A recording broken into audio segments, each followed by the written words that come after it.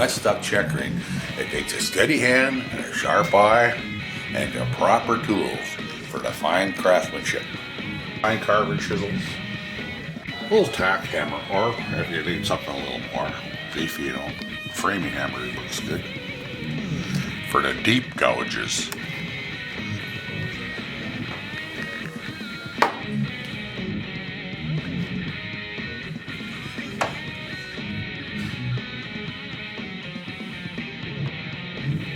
Trying to step, but she hits me, disassembles my leg. I'm so away to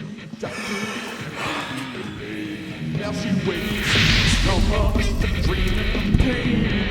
Oh, that she keeps instead of leaving with me. No, she's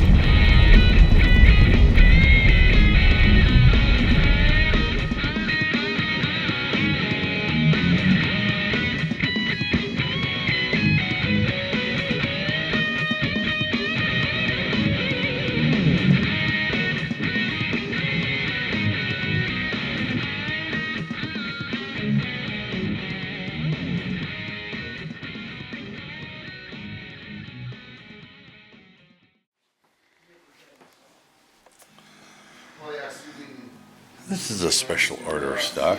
A lady who loves the carving. So we got vines of flowers, some French checkering with a stippled background. She wanted the whole thing carved, but of course we had left the uncarved border next to the buttstock because that would be awkward to blend that in. And I left the cheek piece uncheckered because if you can actually shoot the thing, you want a smooth surface on your cheek. And the initials on the grip cap, framed and stippled.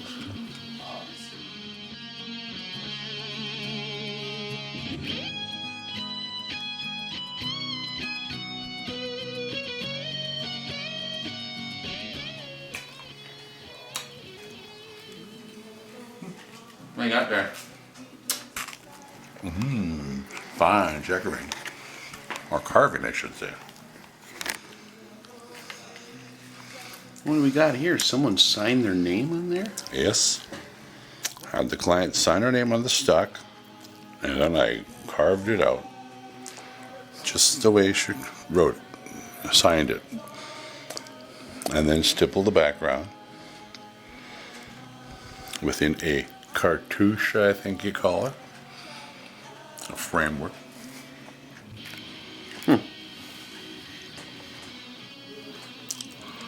And there's actually two different types of stippling here. You'll notice around the name is one. These are more of dimpled divots, like a golf ball, but very tiny. And over here, these are more pinprick and spaced a little bigger,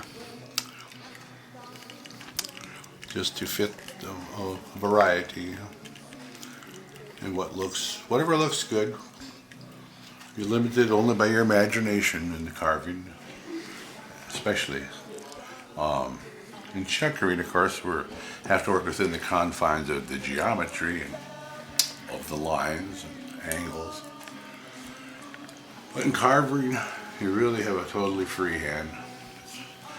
Whether it's the framing of the carving, however you want to frame the carved area, the type of stippling background, and of course the subject of the carving itself, a vine with buds or whatever they are. I had just seen a picture of those kind of buds or pine cones, or I don't know what they're supposed to be, but look kind of good, so I thought, yeah, that'll work on here. You can see the dark spot here, almost looks like a stain, but as you'll see over here, it's just a very dark streaks of the green. And right here, because of the angle that it happens to be caught on, like in the butt plate, you got a larger area of the black. This one has deliberately left in a low gloss or matte finish, not glossy. Has a stipple or a scalloped border, as you can see, all around. And we've got oak leaves interspersed in there. And oak leaf within kind of a shield with a stippled background. Otherwise, it's 20 line per inch checkering. And a repeat on the other side.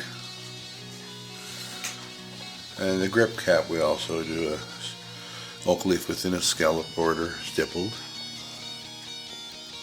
I think this is one of my favorite parts of the carving and checkering business is no two ever have to be alike, and I make a point that no two are all alike.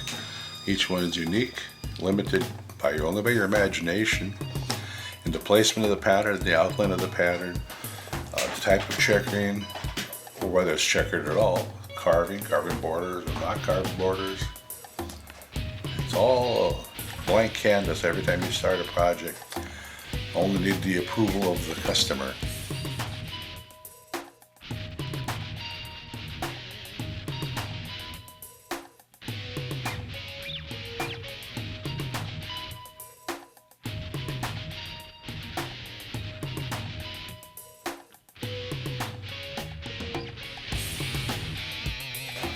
Okay, here, this is the stock I did, a special order.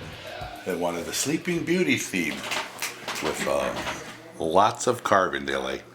So we got the castle here, the brambles and briars with the that surrounded the castle, and of course we have the dragon.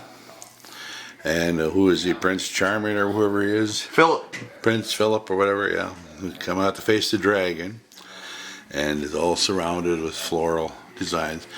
Here on the grip cap, you look through the window in the castle, and there's Sleeping Beauty lying in her entranced sleep, holding a rose on her chest. And we liked lots of little surprises in the carving they wanted. So here we have a dragonfly, a wild beast sticking his face out of the bushes, a deer, a swallow, a kitty cat looking at a butterfly, a little lizard, a little bunny rabbit coming out of the bushes. On the forearm we have a perched vulture, a bat, and the checkering surrounded with floral leaves and vine kind of things. And up here we have a cobra head coming up out of the vines.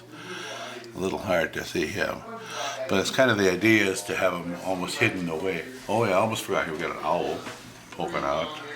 Even having carved it, sometimes I forget what's all in here. But it was a fun project. Like I say, custom made, a theme rifle, I guess you could call it. Lots of heavy scroll carving, some comical, whimsical figures in there, and a stippled background.